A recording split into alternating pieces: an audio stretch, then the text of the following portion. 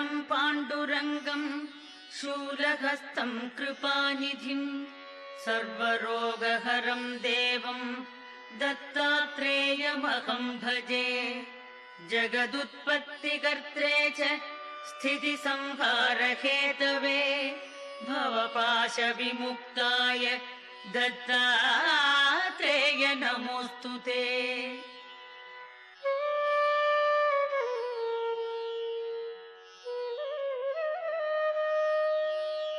जराजन्म विनाशाय देहशुद्धिकराय च दिगंबर दयामूर्ते दत्तात्रेय नमोऽस्तु ते।